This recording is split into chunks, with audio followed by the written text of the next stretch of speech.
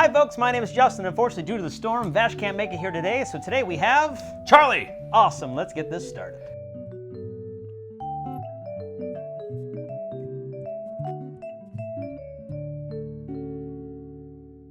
Today we saw RoboCop.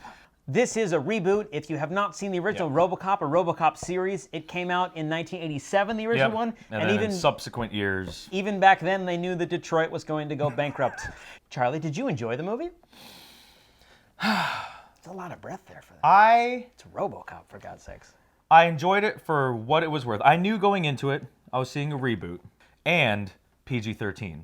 So I also knew to go in with lowered expectations as far as an action movie goes, because the first one was like squib heaven. So many explosions. Someone could like trip and stub their toe, and their toe would explode in blood. I really liked this movie. I walked into it knowing it was RoboCop, and knowing the original one is more like nostalgically cool than it was actually a good movie at all. So I walked into it going, all right, hopefully I'll have some fun. There'll be some cool action sequences, and maybe they'll be better at writing a story for the main guy, Alex. And I thought they did all of that really well. Talk about Alex Murphy, who was played by Joel Kinnaman.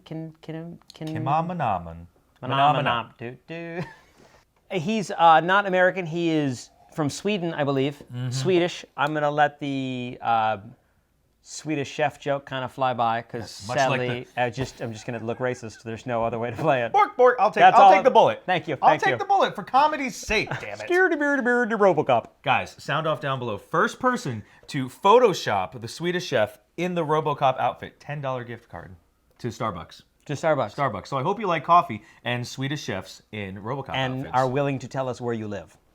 True. Or, I mean, I'm sure there's an email way we can do that. Yeah, we can figure something out. Yeah, figure it out. Just leave your address at the bottom. Yeah. Bank account information, social security, that, just, you know, the basics. It's such a classic movie, I'll use from the last episode, trope, where the person goes down, oh no, my keys dropped.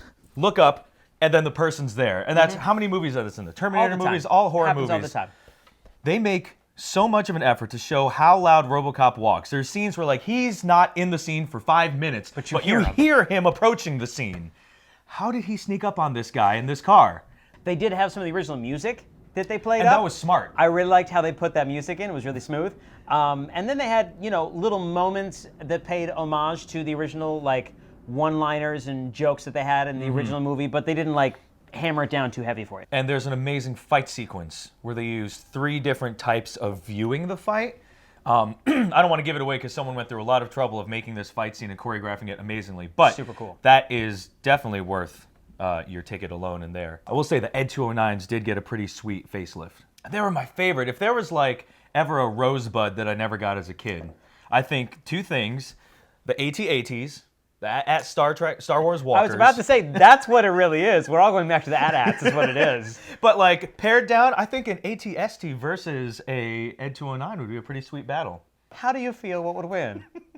Comments below. Please. The graphics in this and the way they seamlessly go from like real life to visual life to robot type to changing the robot to being on him or being not on him, amazing. Yeah. I was constantly going, that's a really cool shot. Abby Cornish, we should mention her. Yes. And she did a really nice job.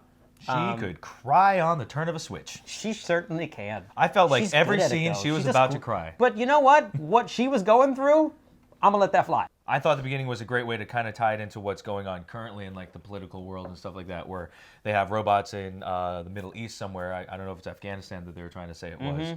But I just thought it was a great way to tie it in. Tehran. Which is, of course, in... Not Afghanistan. Not Afghanistan. It's, of course, in... Iran. I knew that. Did you not know? That's not in my notes. That's not in my notes. It was great to see Michael Keaton in this movie. Michael Keaton was great in this movie. And it's nice to see what Batman did afterwards. You know, Bruce Wayne, all that money, started investing in robots. Now that you bring it up, I wondered what he did when he retired as Batman. It's good to know that he started building cybernetic robots. Should we review the movie? Yeah. Go for it. Do you want me to go first? I usually go first. No, usually. I'm just surprised you said yeah. I'm going to give this a solid 3. I enjoyed the movie. I had fun with it. It's totally a rentable, a Netflix, Redbox kind of thing. You don't have to go to the theaters, but if you went, I wouldn't judge you at all. I definitely agree. While it was fun to see in the theater, because when you hear RoboCop walk, they've got great subwoofers. Yeah. And you feel it in your butt. But when... there he was. RoboCop! I want to give it 6 out of 10 RoboCop heads. 6 out of 10 RoboCop heads. Yes. Okay. Which basically, if you half it, equates also to 3 out of 5. 3 out of 5. Yeah, so So we're on we'll the do same 3 page. out of 5 Swedish chefs, if that's possible. Okay. Thank you guys for watching. Feel free to watch last week. Watch whatever's coming out on DVD. Subscribe to the page. And what are you seeing next week? I don't remember. I never know. Actually, you know what? If you want to find out what we're seeing next week, follow us on Twitter. Yes. And we will be posting who actually is going to be on next week, as well as what movie we'll be watching together.